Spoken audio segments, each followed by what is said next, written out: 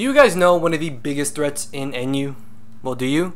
Well, I just happen to have it on my team. And it is Braviary. No. Not any normal Braviary. Not banded Braviary, not scarf Braviary, but sub-bulk up Braviary. A Pokemon and a set that should be feared in NU. Like, this thing is a powerhouse, especially for unprepared teams. Like, if Braviary ever goes up to RU, I think it will be because of that set. The only real threat on my opponent's team was going to be the Combuskin, and knowing that Tangela deals with a good majority of his team, I let off with that, as he actually ends up predicting that, leading off with his Dugong. I know he's not going to go straight for the Ice Beam because obviously I can just switch directly into my Gardevoir, so that's why I'm actually going to stay in and go for the Leech Seed. On hindsight, I should have just gone straight for the Sleep Powder because, as you're about to see this turn, knowing I can take an Ice Beam, I decided to stay in and go for the Sleep Powder, but of course he crits me. And yeah, basically one of the best Pokemon that would have been in this battle is gone now, which really sucks. And I'm not gonna lie, that actually really frustrated me a little, but it's fine. So I'm gonna bring him a Skuntank, hoping that maybe he would want to switch out. I go for the Pursuit.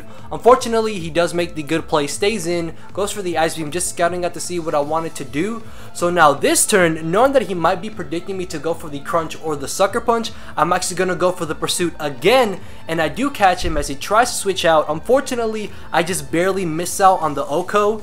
But hey, it's okay because I was able to get off a good amount of damage on the Dugong. As he brings in the Float Cell, I know he's not going to go straight for the Aqua Jet, so what I'm going to do is go for the Sucker Punch. Unfortunately, I just barely miss out on the Oko, but it's okay because thanks to my Aftermath ability, it will be a double down. As this turn, thinking that he would want to bring in the Combuskin, I actually switched into my Torkoal, but no, he ends up bringing in the Dugong, and I really don't want to switch out, and I really want to get up my rock, so I'm going to do that. Unfortunately, this was a very stupid play because Torkoal was really the one thing I had for Combuskin. Then again, most Combuskins tend to be specially based, so I don't really know if it was actually too bad of a play, because if he was specially based, I do have Gardevoir. Then again, if he had like Swords Dance or something, it really could have been stupid of me, as I mentioned, but hey, it's fine. As I bring in Haunter, he turns out to have the Aqua Jet, which I was really not expecting whatsoever.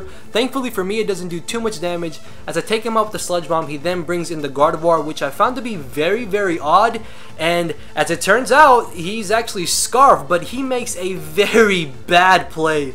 Locks himself into the Shadow Ball, and now I can get a free switch into this giant ass threat known as Braviary.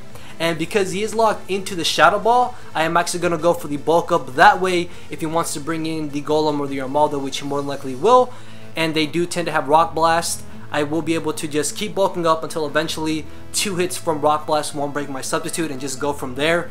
But because I know he brought in Armaldo to Rapid Spin, I'm actually going to go for the Substitute as he does go for the Rapid Spin. And as you're about to see on my second bulk up, he is actually going to turn out to have the Stone Edge, which is way more beneficial to me because now, unlike Rock Blast, once he breaks my Substitute, he won't be able to get off any extra damage on my Braviary. And because because Stone Edge only has 8 PP, I can basically stay in and just roost, bulk up, Substitute until eventually he misses Stone Edges or he runs out of Stone Edges. So in the end, this Armaldo is complete setup fodder to my Braviary. And this is why this thing is such a problem. He can't get a free switch into anything because I'll Oko it. Yes, he could bring in Golem, but that's an easy 2 KO after +3, which I believe I am at, or at least +2. And yeah, he really can't do anything. Like, I don't know what to say. It's just basically me setting up with Braviary all over this Armaldo. Unfortunately, I just barely miss out on the KO with, I believe, +3 attack. And he's going to be able to break my Substitute as I go for another sub. I'm hoping that he'll miss. Unfortunately, he doesn't, but hey, it's fine. And I believe at this point, that was his final Stone Edge, so I'm going to go for another Substitute, and he actually ends up going for the Toxic, and I was very close to going for the Roost. Thankfully, last minute, I clicked Substitute, and that really is going to be very beneficial to me because now I can get one more bulk up, which Honestly, I didn't really need this extra bulk up, so I don't really know why I went for it. But hey, I can now take hits better from that golem, so I guess it isn't too bad. And if I really wanted to, I could have just stayed in and got up to +6, but I thought +4 would be more than enough to deal with this team. As I knock out the Armaldo, he is then going to bring in his Combuskin. And yeah, this is why I said I don't know if me losing my Torkoal earlier on was a big deal, because I don't know if he's specially or physically based. And he doesn't go for the Protect, more than likely thinking I would predict that and go for like another bulk up.